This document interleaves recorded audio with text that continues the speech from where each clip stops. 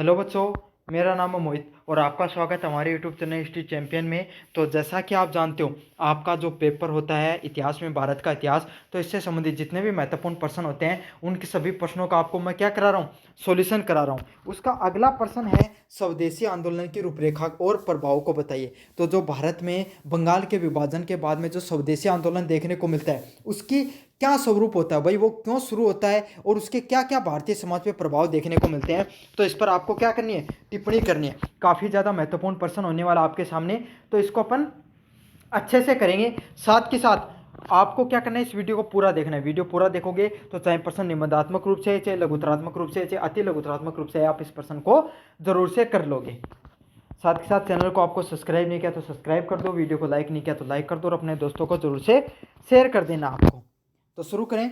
स्वदेशी आंदोलन है, ये क्या होता है आपको पता है। 1905 का जो भारत में बंगाल विभाजन होता है लॉर्ड कर्जन के द्वारा किया जाता है, तो उसके बाद में देखने को मिलता है होता क्या है, भारत के अंदर बंगाल है वो सबसे मुख्य केंद्र रहता है किसका, स्वतंत्रता आंदोलन का। यहाँ से रविंद्रनाथ टैगोर, बंकिम चंद्र चटर्जी जैसे और बड़े बड़े जो आंदोलनकारी थे वो यहाँ से निकल कर आ रहे थे। जितना भी बड़ा आंदोलन होता था बंगाल से निकलकर उसकी रूपरेखा कहीं ना कहीं उसकी जड़ बंगाल से जुड़ी हुई होती थी।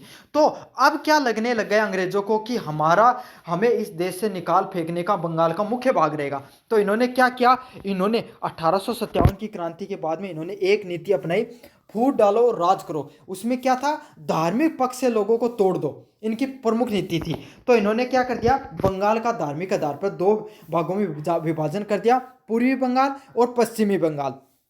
कौन सा किया, पश्चिमी बंगाल और पूर्वी बंगाल। आज के समय आप बांग्लादेश देखते हो वो था पूर्वी बंगाल, और आज के समय बंगाल जो भारत में है वो कौन सा था, पश्चिमी बंगाल। अब पश्चिमी बंगाल में क्या था, हिंदुओं की जनसंख्या ज़्यादा थी, और पूर्वी बंगाल में क्या थी, मुस्लिमों की जनसंख्या ज़्यादा थी। इनका लक्ष्य क्या था, बंगाल को इस तरीके से तोड़ दो कि हिंदू और मुस्लिम है वो टूट जाएंगे, अलग अलग हो जाएंगे। तो क्या हो जाएगा, जो हमारा जो राष्ट्रीय आंदोलन बंगाल से उखड़ कर निकल कर आता है वो कमज़ोर पड़ने लग जाएगा। तो इसीलिए ये इन्होंने क्या किया, 1905 में लॉर्ड कर्जन ने बंगाल के विभाजन कर दिया था, और उसको विरोध करने के लिए भारत के जो भारतीय राष्ट्रीय कांग्रेस का जो अधिवेशन होता है उसमें ये लक्ष्य लिया जाता है कि हम स्वदेशी आंदोलन की शुरुआत करेंगे, जिसमें जो ये बंगाल का विभाजन किया गया इसके विरोध किया जाएगा।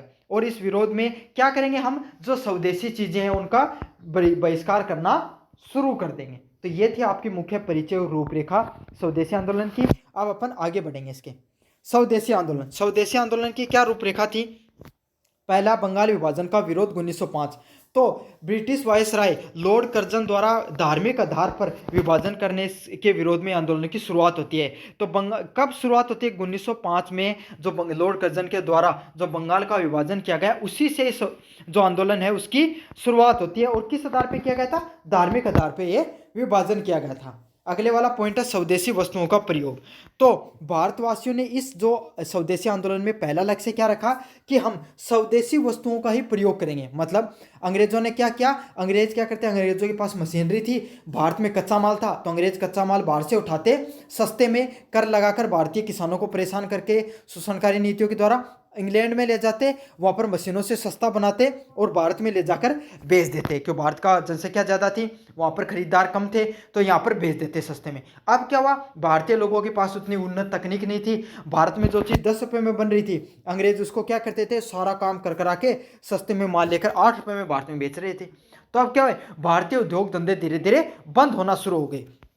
तो इसी की अपील में जो सबसे पहले क्या देखा लोगों ने, भारतीय लोगों ने, कि इनको आर्थिक रूप से चोट देनी है, तो आपने को क्या करना है, अंग्रेजी चीज़ों को बहिष्कार करो, अपनी खुद की चीज़ों को अपनाओ, जिसमें वस्त्र हो गए, खाद्य वस्त्र हो गए, चीनी, साबुत कपड़ा, जो भी चीज़ हो गई, इन सब चीज़ों को त्याग कर हमें क्या करना है, खादी कपड़े में अपना जो खुद का भारतीय जो सूती उद्योग था उसको आगे बढ़ाना है, देसी चीज़ों को आगे बढ़ाना है। तो यही है कि भारतीयों ने क्या किया, स्वदेशी चीज़ों को धीरे धीरे अपनाना शुरू कर दिया।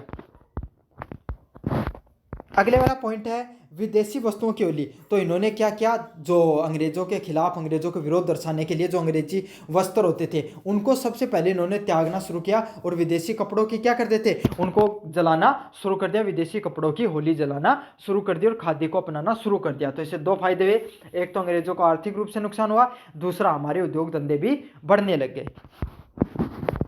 अगला है राष्ट्रीय शिक्षा का प्रचार। तो भारत में आधुनिक शिक्षा का प्रचार करने के लिए अलग अलग प्रकार के जो शिक्षण संस्थान है उनका निर्माण होने लग गया। जैसे कलकत्ता, पुणे और अन्य शहरों में क्या हुआ, अलग अलग प्रकार के शिक्षण संस्थान खोले गए, जिससे लोगों को क्या हो, लोगों में शिक्षा का प्रसार हो सके। अगले वाला पॉइंट है प्रचार के माध्यम।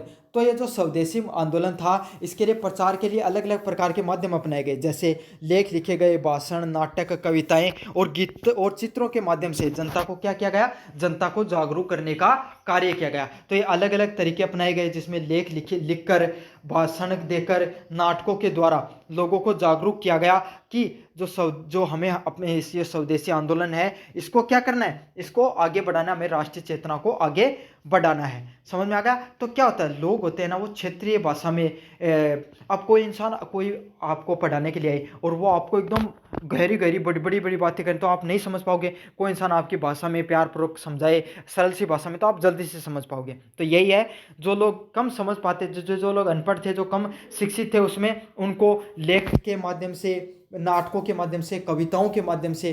तो ये आज के समय जो भारत का जनगण मन देखते हो, ये उस समय के जो आंदोलन हुआ था तभी तो लिखा गया था। तो इस प्रकार के क्रांतिकारी कविताओं के माध्यम से जनता को जागरूक किया गया।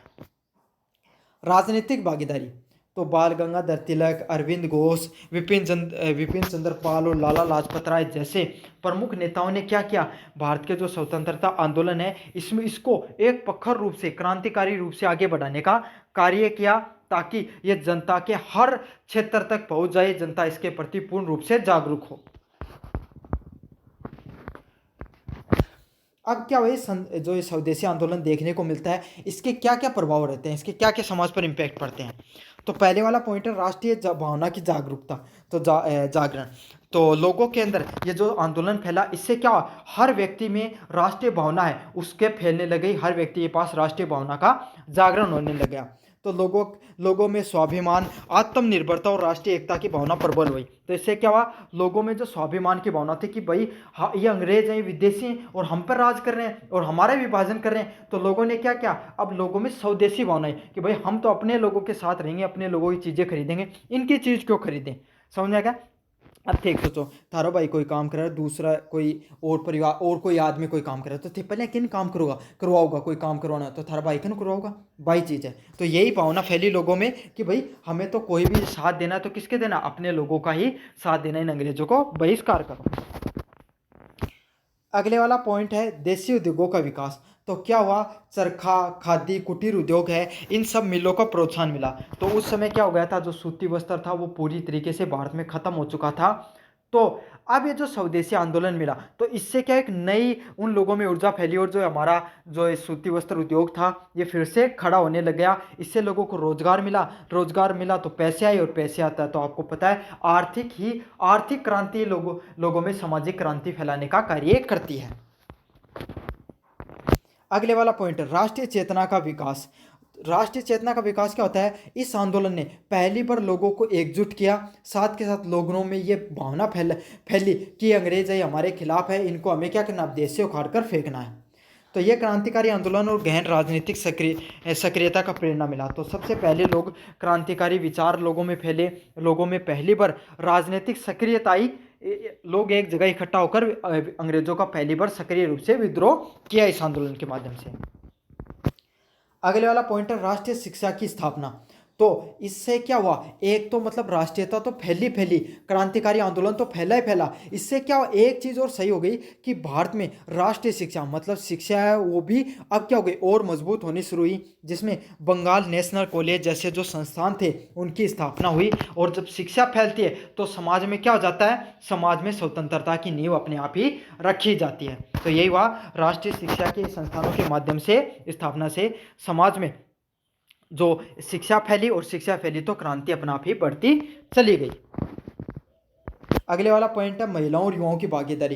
तो ये जो आंदोलन हुआ, इसमें महिलाएं हो गई, छात्र हो गई और सामान्य जन जो आम लोग हैं समाज के, उन तक भी ये क्या हुआ, ये आंदोलन पहुंचने लग गया। पहले आंदोलन होते थे लेकिन राजनीतिक रूप से ऊपर लेवल पे रह जाते थे, आम जनता इससे नहीं जुड़ पाती थी। लेकिन ये आम जनता का मुद्दा था, आम मनुष्य से जुड़ा, क्योंकि स्वदेशी चीज़ों को अपनाने की बात की तो हर व्यक्ति उस आंदोलन से जुड़ता चला गया।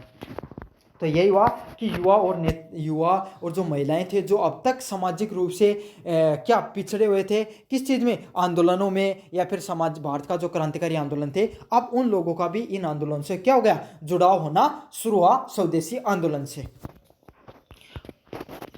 अगले वाला पॉइंट है ब्रिटिश शासन को चुनौती।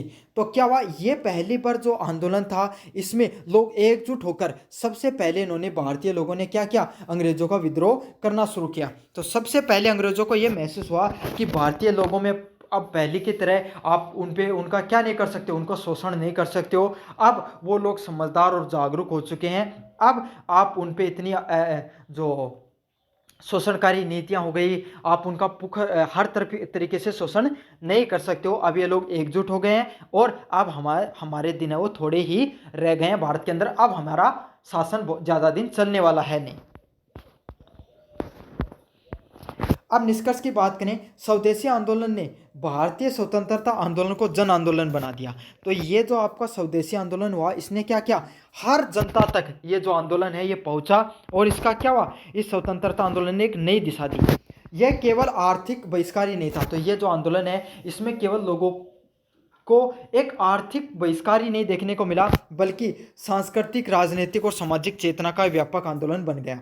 लेकिन इसके साथ क्या हुआ, इससे सांस्कृतिक, राजनीतिक और आर्थिक चेतना का भी एक नया आंदोलन के रूप में उभर कर आया। लोगों में आर्थिक रूप से चेतना पहुंची, लोग राजनीतिक रूप से सक्रिय हुए, जो बड़े बड़े नेता, इन्होंने राजनीतिक रूप से एकता दिखाई। सांस्कृतिक रूप से लोग इकट्ठे हुए कि हमें तो भारतीय लोगों के साथ रहना है।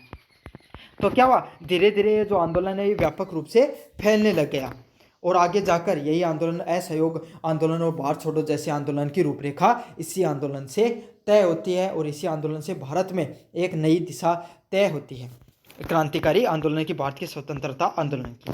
तो ये जो भारत का पहला जो प्रमुख रूप से सामाजिक, आर्थिक और राजनीतिक रूप से सफल आंदोलन था, कौन सा, स्वदेशी आंदोलन। और इसके बाद में इसको क्या किया गया, जो बंगाल विभाजन, उसको रद्द भी करना पड़ा था। तो आपको कैसा लगा वीडियो, कमेंट बॉक्स में जरूर से बताना। चैनल को सब्सक्राइब नहीं किया तो सब्सक्राइब कर दो, वीडियो को लाइक नहीं किया तो लाइक कर दो, और अपने दोस्तों को जरूर से शेयर कर देना। धन्यवाद।